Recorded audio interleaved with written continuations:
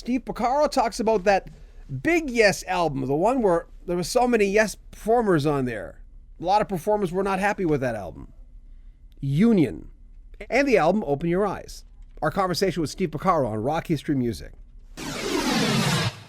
It was released April 1991. I sometimes call it the Big Yes album, even though it wasn't a Big Yes album. A lot of members were on there more than any other. It was supposed to be sort of a reunion. Some people called it a mess.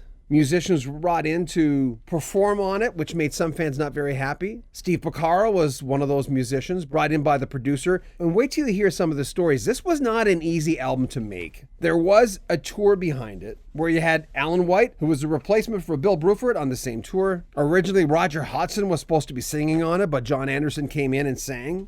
Here's Steve Porcaro. Union. What was the experience of, I just talked to Bill Bruford a little while ago. He was an interesting interview. You know what? One of the few times I got nervous. I got self-conscious talking to Bill Bruford. Actually. What? Was it because of him? Was it because of No, he his... was so nice. But I never second-guessed myself, and it's good to do that, obviously, because I started going, oh my God, do I ask all the same questions? And I never really thought of it. I'm one of those guys that leaves a party and doesn't think twice, doesn't think about what anybody's talking about me. I've never been like that. I'm not wired that way. I'm insecure, but not in that way. But when after I got off the phone, because at the end he said, okay, that's good now. And that was fine.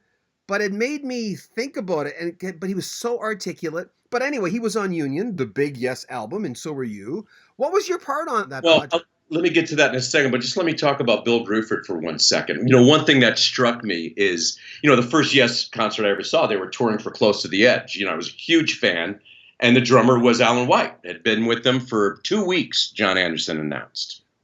You know, and of course, Alan, all those years, just did an amazing job and stuff. But you know, for me, the pinnacle of Yes was Close to the Edge. Tales of Topographic Oceans, and I really started becoming disinterested, to be honest with you.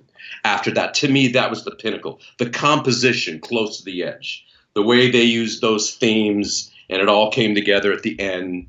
And, you know, the keyboard stuff, just everything about it was perfect for me. Anyway, so flash to years later, and that's all kind of in the past. I bought there was this book, some publishing company put out a book of a Yes folio, and it had it was just a straight ahead folio, except it had all of Wakeman's keyboard parts scored out. All of his overdubs were all on separate staves. So I had to have this thing. And the striking thing to me, though, was looking, especially those first albums, you know, Fragile and Close to the Edge and the Yes album and all that. And you look and you see how much writer's credit Bill Bruford got. Okay? You don't think of him as being a writer of one of those songs. But, you know, especially then when you think back and think how they connected, how Close to the Edge, the transitions. And if you learn about how they were in the studio, none of those things were finished when they walked in. They were totally making it up as they went along. Okay, we got this section. What do we do next? It was tons of edits. It was tons of you know, Eddie Offer doing studio magic, but really struck me. And I know those guys don't hand out writing credits loosely. You see how much Bill Bruford's credited in the writing. You kind of go, it was never really the same after that for me. Close to the Edge, I asked Bill, I said, what is that? I don't know, because Close to the Edge and Fragile, but especially Close to the Edge, is my favorite. And I said, well, what did you do there? Like, you know, I thought theme by Bill Bruford. What does that even mean? You know, and he was really nice about it. He let me ask the stupid questions, the pink elephant questions that Yes fans would be mad at me if I didn't ask. Of course. So to the question about what was it like working on Union? Mm-hmm. Well, I was completely thrilled to be working on a Yes album. You know what I mean? Number one, of course. I was going to be working on a Yes album? Are you kidding me? I had to pinch myself. And it was a keyboard player friend, Rory Kaplan, a synth guy who had actually gotten the gig, but he brought me in on it to kind of he just brought me in on it. And I killed myself on that stuff. I worked really, really hard. I remember very well. I only worked on 2 tunes. And boy, I don't know how to put it nice, but just the producer Jonathan Elias, it just was a nightmare. It was one of the worst experiences I ever had dealing with a producer. And I take pride in my professionalism and my tact and my diplomacy working with producers and engineers. You know, you've got to have it to work with the people I've worked with anyway. And I killed myself on that stuff. And I don't even want to get into it, but it just was, dealing with him was a complete nightmare. You know what I mean? And I didn't have to deal with him on a daily basis. He gave me tapes and just said, go do your thing. And, you know, a lot of it he said was unusable. And then the record comes out and there it is, cranked, you know.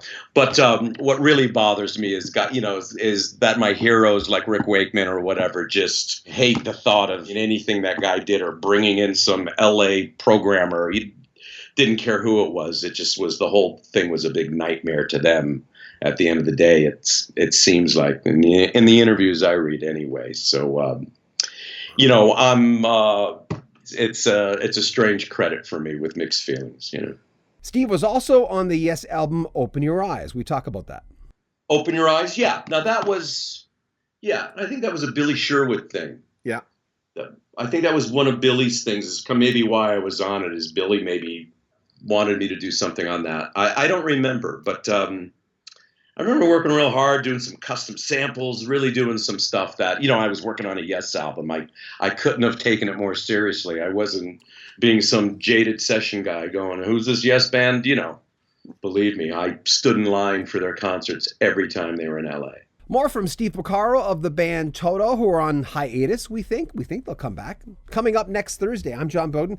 Make sure you comment on our video, subscribe to our channel, and share our videos, and pick up a t-shirt if you can. It helps support our channel, helps us buy better equipment.